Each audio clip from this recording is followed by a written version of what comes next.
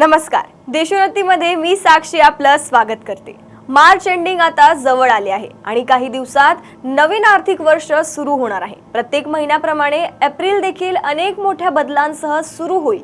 खरं तर दर महिन्याच्या सुरुवातीला अनेक नियम बदलतात, पण नव्या आर्थिक वर्षाच्या सुरुवातीसह अनेक मोठे बदल होतात। बँकिंग आणि इन्कम टॅक्सशी संबंधित अनेक नियम बदलणार आहेत। या बदलांचा परिणाम सामान्य लोकांचे खिसे आणि आर्थिक योजनांवर होऊ शकतो।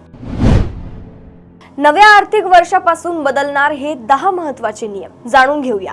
बँकांकडून किमान शिल्लक नियम अधिक कडक केले जाणार आहेत। बचत खात्यांमध्ये किमान शिल्लक मर्यादा वाढवली जाऊ शकते आणि शहरी, निमशहरी आणि ग्रामीण भागानुसार सुधारली जाऊ शकते। SBI, PNB, कॅनरा बँक सह अनेक बँकांनी त्यांच्या किमान शिल्लक धोरणांमध्ये बदल केले आहेत। 50,000 रुपयांपेक्षा जास्त किमतीच्या चेकसाठी पॉझिटिव्ह पे सिस्टम अनिवार्य केली जाऊ शकते, ज्यामध्ये चेकची माहिती प्रथम बँकेला द्यावी लागेल, जेणेकरून फसवणूक कमी होईल। RBIच्या रेमिटन्स योजनेअंतर्गत तुम्ही 1 एप्रिल 2025 पासून परदेशात शिकणाऱ्या मुलांसाठी फी किंवा इतर खर्चासाठी 10 लाख रुपयांपर्यंत पैसे पाठवले तर तुम्हाला कोणताही TDS भरावा लागणार नाही। तर सध्या वैद्यकीय उपचार आणि शिक्षणासाठी 7 लाख रुपयांपेक्षा जास्त रक्कम परदेशात पाठवण्यासाठी 5% TDS भरावा लागत होता। नवीन आर्थिक वर्षाच्या अर्थसंकल्पात सरकारने कर विषयक अनेक घोषणा केल्या होत्या, ज्या 1 एप्रिल पासून लागू होतील। म्हणजे आता नवीन कर प्रणालीत आता 12 लाखांपर्यंतच्या वार्षिक उत्पन्नावर 1 रुपयाही टॅक्स भरावा लागणार नाही।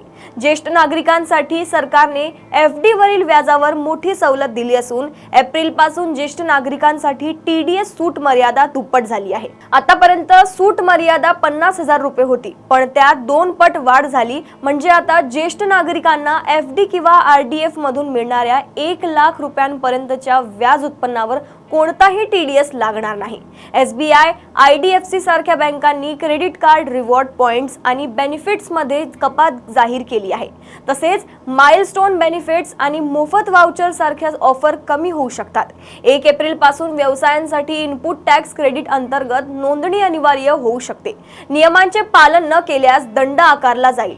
पॅन आणि आधार लिंक केले नाही तर TDS दर वाढू शकतो आणि कर परतावा मिळण्यास विलंब होऊ शकतो।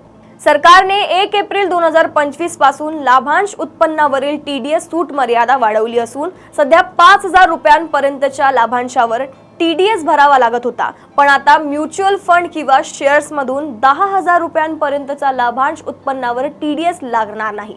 नवीन आर्थिक वर्षात जुन्या कर प्रणालीचे फायदे मिळवण्यासाठी आता एक वेगळा अर्ज करावा लागेल, नाहीतर नवीन प्रणाली डिफॉल्ट राहील। म्हणजेच तुम्ही कोणतीही कर प्रणाली निवडली नाही तर फक्त नवीन कर प्रणालीचा विचार केला जाईल। अशाच माहिती जाणून घेण्यासाठी बघत रहा देशोन्नती। नमस्कार।